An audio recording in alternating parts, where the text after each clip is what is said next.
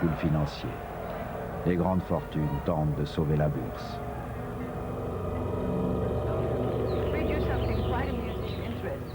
All right. Let me hear it. What's it all about?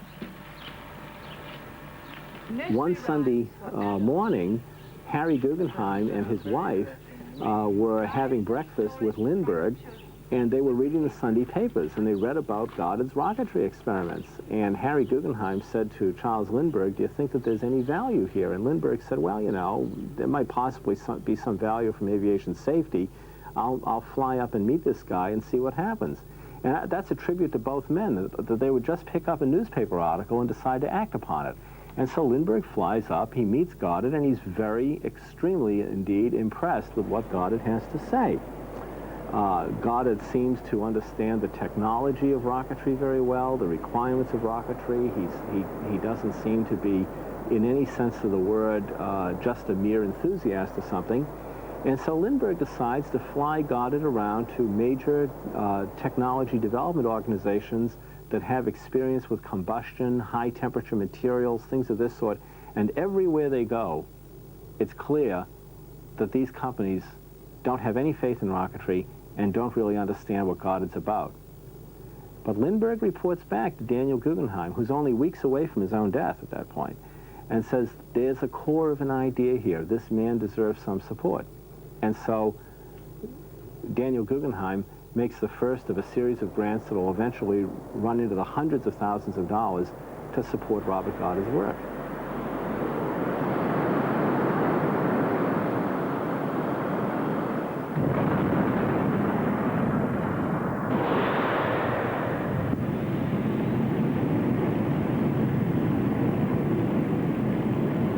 Cette intuition propre à la famille Guggenheim de repérer les talents engage Daniel Guggenheim à soutenir Goddard dans ses recherches.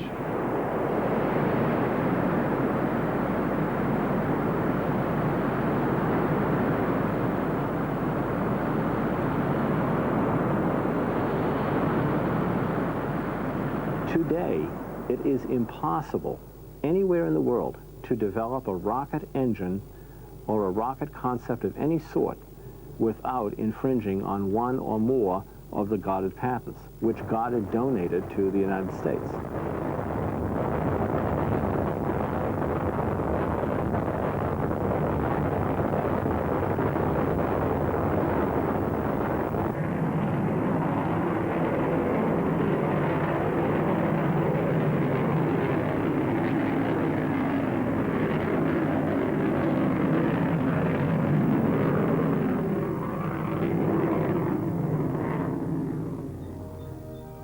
Daniel écrit dans l'une de ses dernières correspondances à Harry, son fils, « L'argent, quant au luxe qu'il me procure, a pour moi une valeur très minime.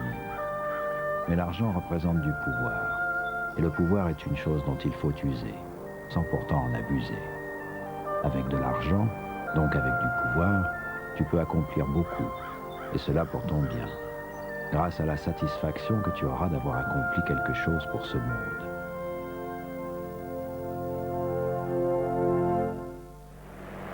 Es sumamente grato para mí poder hablar directamente al pueblo de los Estados Unidos de lo que ha podido hacer el pueblo cubano, auxiliado por aquel gran pueblo que le ayudó a hacer su independencia. The following is a translation of the President's message to you. It gives me great pleasure to take this opportunity to say a word directly to the people of the United States of what the Cubans have done since the time when the Americans came so generously to help them to liberty. En ce début des années 30, Harry Guggenheim représente la diplomatie américaine à Cuba auprès du dictateur Gerardo Machado, alors que la Grande Dépression frappe l'Amérique. We have recently built a great central highway.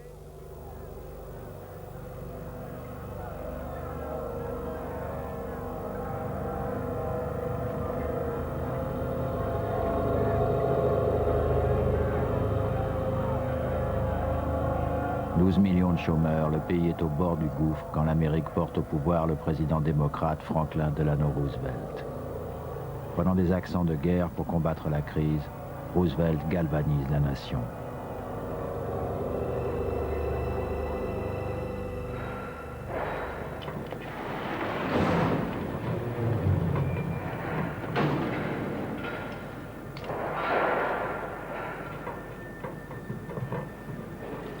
L'aéronautique participe à la régénérescence de la nation et devient une industrie, donnant raison aux prophéties de Daniel Guggenheim.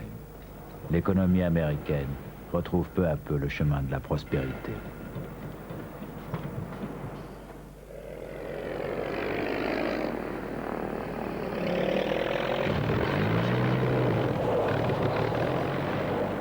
À la fin des années 30, Harry Guggenheim rencontre Alicia Patterson. Cette jeune femme au tempérament sportif est la fille de Joe Patterson, fondateur et rédacteur en chef du New York Daily News, et petite-fille de Joseph Medill, le fondateur du Chicago Tribune. Pourtant, elle ne manifeste pas d'intérêt particulier pour les métiers de la presse quand Harry l'épouse en troisième noces. Harry and Alicia were two extraordinarily different people.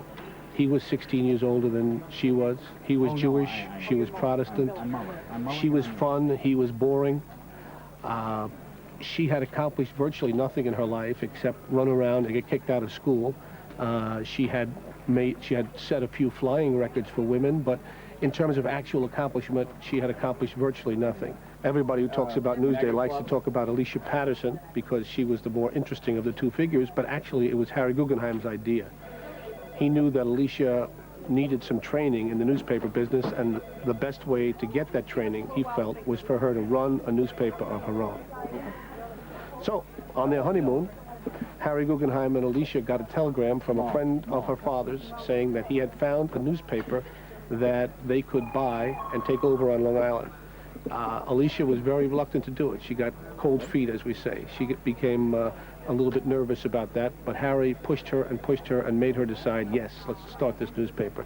So it was his idea, it was his urging, and he saw the need for her to buckle down and begin to be serious about newspapering. And that's why he started this newspaper for her in a little garage in Hempstead. And it began on September 3rd, 1940. Harry, in a lot of ways, helped her immensely to get this thing going, because during the war years, it was a very shaky enterprise, and it was his money that kept the newspaper running.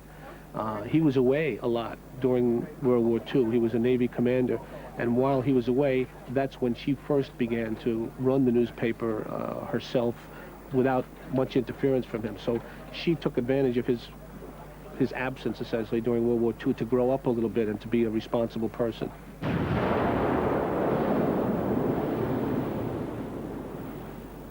Harry Guggenheim combat en 1945 dans le Pacifique à Okinawa.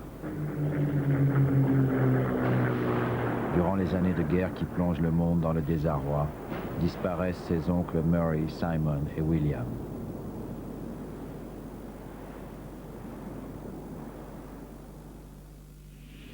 Alors qu'au-dessus du désert de Californie, Chuck Yeager franchit pour la première fois le mur du son, Goddard vient de mourir.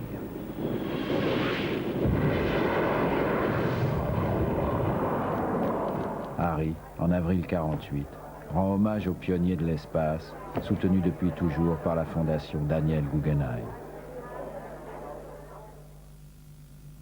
En cette fin des années 40, Solomon est le dernier des frères Guggenheim encore en vie.